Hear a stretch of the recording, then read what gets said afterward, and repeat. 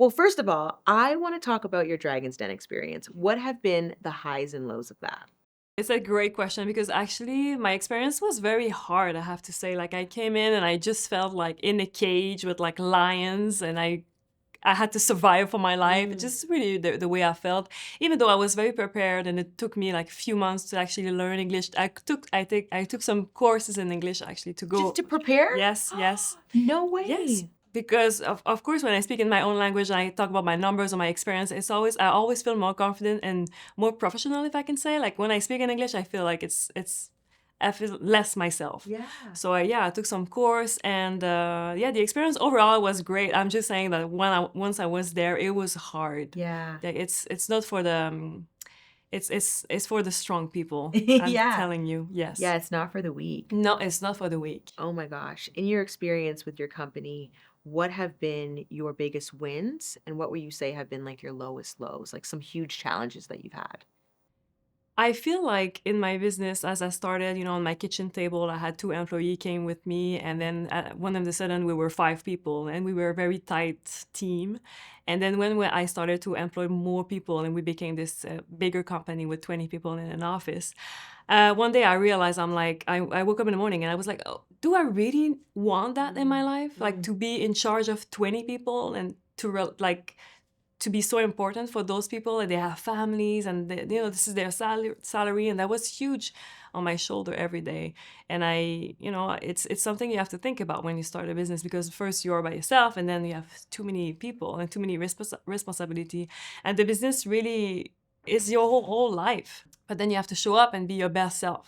So that was a big challenge for me when I went from very small business to a medium, if I can say. Like I had really questioning this whole experience. Yeah. And then at the same time, I would say the highest moment was also the same, because you are a very small business, and then you become big and money coming in and your life change and you start traveling with your family, and Yeah. you know everything that you wanted in life, you can have it. And this is like my biggest dream. Like I wanted to be a fashion designer since I was 8 years old. Wow. And now I have my own business and it's growing and everybody love our product. And this is like a dream. It's my biggest dream. Yeah. Yeah.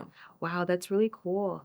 It's got to be interesting too when you do go from your kitchen and it is, your baby, it's your passion. The company is still your baby, but what ends up happening when you have so many people is you start to almost micromanage them. Do you ever get nervous? Because you want everyone to do everything 100% with as much passion that you have for your own brand, because they're never going to have as much heart as you do. So, what's that experience like just in the office? I feel like you have no choice but trust. Just trust. Yes, Yeah. even though you cannot trust everybody, you have to trust everybody in your business. And I have to say though that I'm a fashion designer. I'm not a graphist. I'm not doing videos. I'm not a marketing. This is out of my field. So to employ people that are better than yourself in Mhm. so many other area, you have to trust them. And of course, like we have meetings. I always give my ideas, but I have to trust them and with their ideas and go with the flow, because this is not my field. I am a fashion designer. Who would you like to collaborate with? As a fashion designer, you always see brands merge and do special collections. Do you have someone on your dream list that you'd love to do something? You! What? That'd be nice to collaborate with you. You're so Yes! beautiful and Oh, awesome. thank Yeah. you. Thank you. No, well, yeah, we do a lot of collaboration through the years. We actually looking to collaborate, yes, for sure in the English area of Canada and the US also.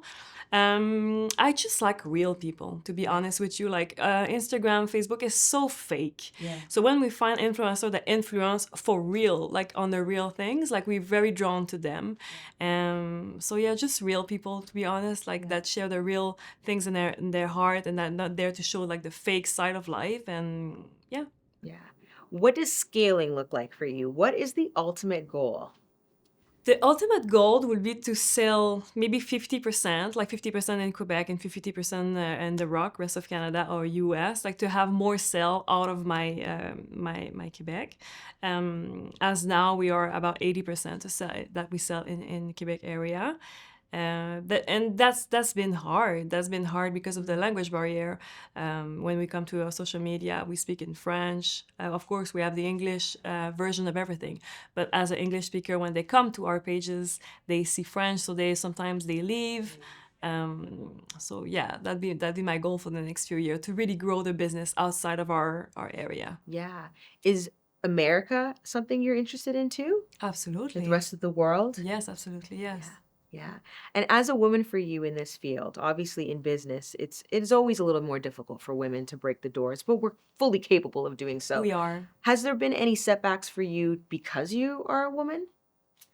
It has been, but I don't listen to them, or I don't even like take them. I go and I don't care. I really don't. Like, sometimes I feel less respected, or let's say like I just opened a new bank account with a bank that I'm not gonna say, but I just had this meeting with a man in suit, and I was talking about the numbers I'm doing in my business and everything, and he was not even impressed, or he was not even interested. And I was like, I'm doing you a favor, I'm coming here to your establishment, and together we're gonna make a lot of money, so I just felt that way. I always been like so fearless, and always like push the doors, and I don't mind what everybody think about me. Like, I'm doing myself. I'm very authentic also. Authentic.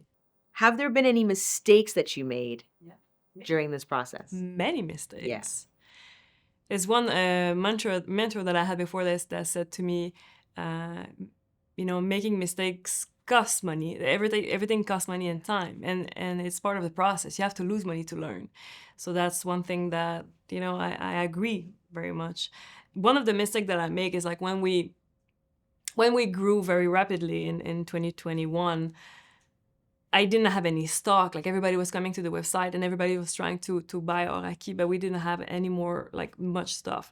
So I had to buy like meters of fabric and like start a huge production. Like, I brought, I think, 40,000 meters of like fleece and 20,000 meters of like lycra fabrics, and like big numbers, because I didn't know how much I could sell. Every time I was putting something online, it got sold out like this. So I'm like, okay, it's a great problem. How much? It's a great problem.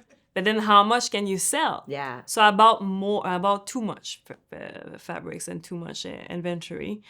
So then, so everything got worked out at the end. It's just, I'm just saying that for a period of time, like, I just didn't know what to do. Yeah, you didn't know what to do. Yeah. But it's interesting, mistakes are really the cost of doing business. Absolutely. And it's a wonderful education. I consider it schooling. Like, I just paid for a course. Like, every time I make a mistake in my business, I'm like, how much did that cost? Okay, well, that was like a course that I just took. Like, I'll just quantify it that way. That is amazing. It was such a pleasure speaking to you. I love how fierce you are. Yes. I feel we are the same in this way. So the same way. I'm very shrewd. I'm very fierce. I have like the bubbly side. Like, I like to laugh and have a good time. But when it comes to the business aspect of it, I do not play. If I have a set of values in my company, I stick to them and I will not sway. And I could give a damn what anyone thinks. I think just like you. We are soul sisters. And the customer is first. Like, if I know my customers like this, we're not changing it. I don't care. Yeah, like, we can find a way to make you happy, but the customer always comes first. So we're aligned. Ooh, yes. I love it. Girl power. Thank you so much. It was great. You're lovely.